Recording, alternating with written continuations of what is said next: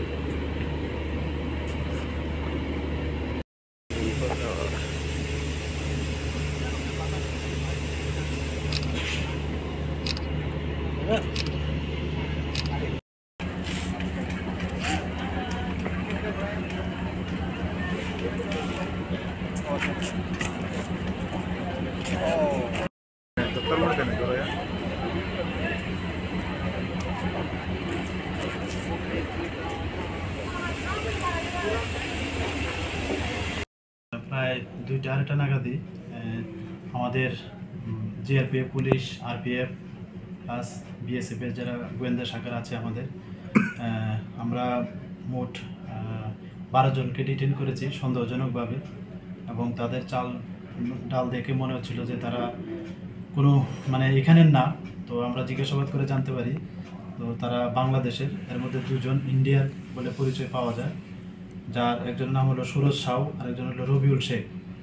একজন আসানসোলের বাড়ি আর আরেকজন গুজরাট। তো এ নিয়ে বাকিদেরও জিজ্ঞাসাবাদ করা হয়েছে। তো তারা বাংলাদেশ বলেছে বাড়ি। তো তারা নাকি ওই আজকে ট্রেন দিয়ে গুজরাটে যাবে কাজের সন্ধানে, যতটুকু জিজ্ঞাসাবাদ করে জানা গেছে।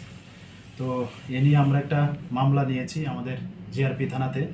তো আমরা উপযুক্ত আইনি পদ্ধতি যা আছে আমরা সব মেনে কালকে তাদেরকে আগরতলা মহামান্য আদালতে প্রডিউস করব। মোট কতজন আটক করা হয়েছে? মোট আছে 12 জন। এর মধ্যে 6 জন মহিলা, 6 জন পুরুষ লোক এবং 2 জন বাচ্চা আছে। তার কি সকলেই বাংলাদেশে? না, তাদের 10 জন বাংলাদেশি বলে এখনো জানা যায় আর 2 জন ইন্ডিয়ান। তাদের কাছে কি কি উদ্ধার হয়েছে? তাদের কাছ থেকে তাদের পার্সোনাল বিলঙ্গে, বিশেষ করে ওই মোবাইল, এসব কিছু। আর যারা ওই ইন্ডিয়ান তাদের আধার কার্ড এগুলি পাওয়া যায়। কোন ট্রেনটাতে?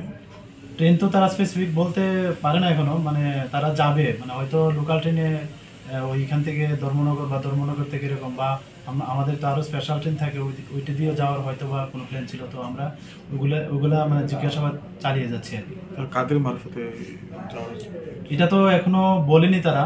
তবে তারা বাংলাদেশের একজন নাম বলেছিল, যে কামরুল বলে একজন ছিল বাংলাদেশ, ওনার মারফতেই তাদের এদিকে আসা।